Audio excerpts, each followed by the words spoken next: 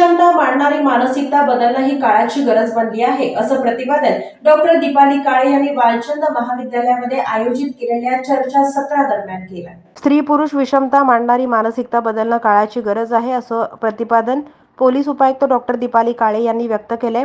समाजातील पुरुषांच्या बद्दल असलेली गृहीतकं म्हणजे स्टिरियोटाइप्स यांचा पुरुषांना त्रास होत आहे, त्यामुळे पुरुषांची घुसमट वाढत आहे। मर्द को दर्द नहीं होता, बाईल वेडा, जोरू का गुलाम वगैरे संकल्पना जनमानसात आहेत। म्हणूनच स्त्री पुरुष समानतेच्या लढ्यामध्ये पुरुषांनी पुढे येऊन समानतेची चळवळ चालवली पाहिजे।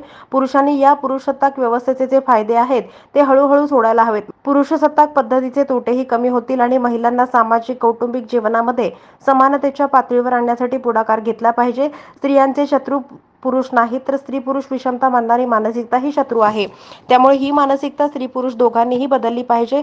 काही विकृत पुरुषांमध्ये समस्त पुरुष जातीला लागलेला धब्बा कलंक पुसण्यासाठी आता समाजातील वैचारिक आणि जबाबदार पुरुषांनी अशा विकृत पुरुषांचं प्रबोधन करण्यासाठी हा लढा दिला पाहिजे, पुढे आलं पाहिजे।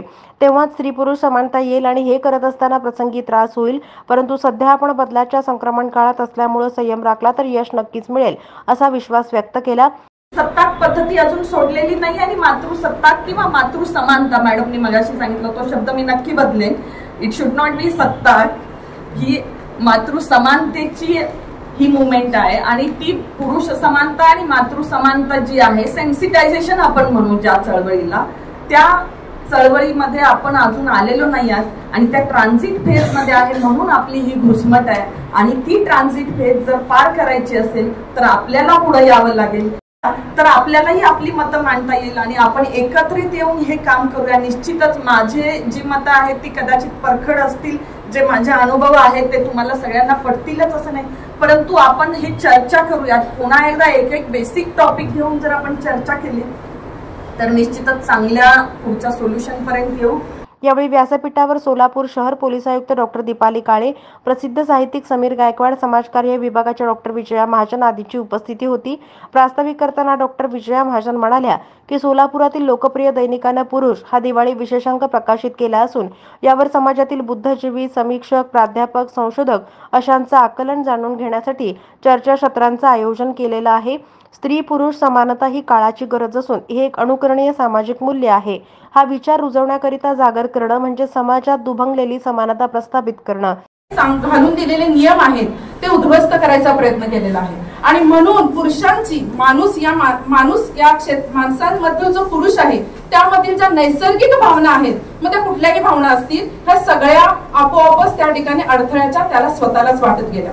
याचं मला उदाहरण द्यायचं झालं तर तुम्ही निसर्ग जेव्हा बघता तेव्हा निसर्गामध्ये पक्ष्यांमध्ये प्राण्यांमध्ये नर मादी पण आहे, माणसामध्ये पण नर मादी आहे, ज्याला आपण स्त्री आणि पुरुष असं नाव देतो कारण ऐकायला ते बरं वाटतं।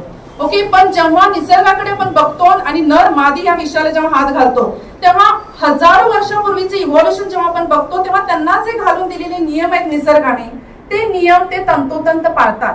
त्यातलंच एक खूप सुंदर मला उदाहरण या ठिकाणी द्यावंसं वाटते की समुद्रामध्ये सी हॉर्स नावाचा एक प्राणी आहे, बऱ्याच जणांना तो माहित असेल।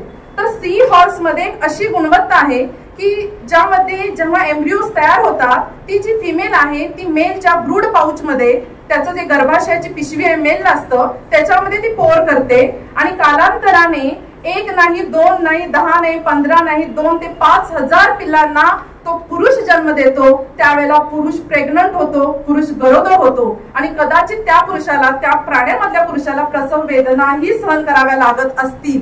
मग निसर्गाने जर प्राण्यांना तेच दिलेलं आहे, माणूस हा प्राणी आणि प्राण्यांनाही आपल्यालाही तेच दिलेलं आहे, मग इथं गलथान होतो कुठं? चर्चासत्रातील दुसरी अतिथी साहित्यकार समीर गायकवाड यांनी पुरुषांच्या मनामधील आईला साथ घातली तर कौटुंबिक स्तरावरचे प्रश्न उद्भवत नाहीत असं प्रतिपादन केलं।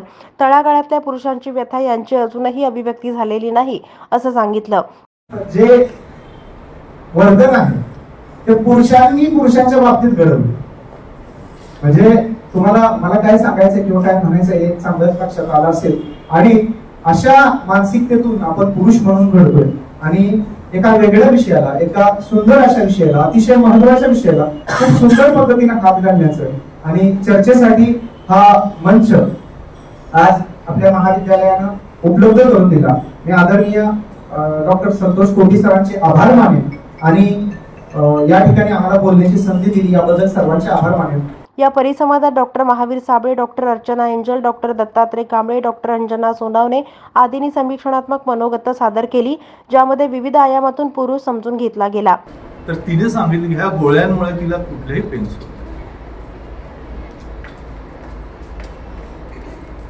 2013 मध्ये तिचे सर्व हाडं झिजून म्हणजे ऑस्टिओपोरोसिसने खलासलं. मग तिचं वय होतं 19. आपण अशा समाजात राहतो आणि तिथे जर आपण असं म्हणत असतो की पुरुष हा कुचंबित आहे किंवा त्याला बोललं दिलं जाईल पाहिजे, मान्य आहे काही प्रमाणात आहे. कामाठीपुऱ्यामध्ये 13 लेन होत्या पूर्वी, आता तिथे 3च लेन आहे. त्यातल्या 14व्या लेन मधली शब्बो नावाची एक पाठीवर कुबड असलेली बाई, 60तली बाई, मी तिथे जेव्हा गेलेलो होतो तिच्यापाशी, माझ्या आईच्या वयाची ती,